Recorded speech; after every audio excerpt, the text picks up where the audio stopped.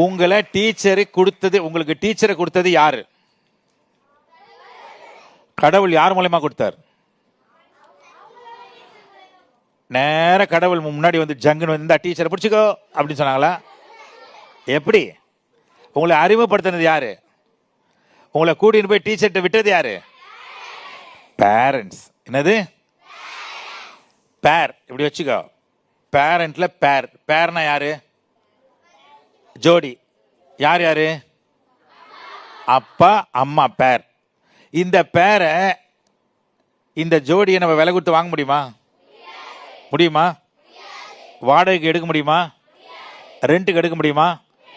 அப்ப ரெண்ட்டுக்கு எடுக்க முடியாத பேர் இது பேரண்டடா. கண்ணு, ரெண்ட்டுக்கு முடியாத எடுக்க முடியாத பேர் எதுனா பேரண்ட் தான்.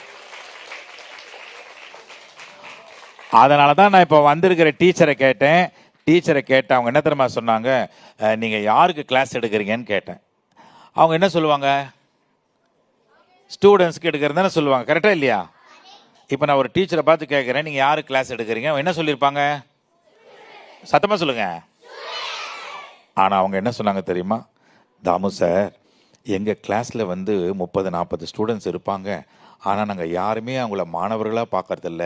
அவங்க முகத்தில் அவங்க அப்பா அம்மாவை தான் பார்க்குறோம், ஒரு குடும்பமாக பார்க்குறோன்னு சொல்கிறாங்க.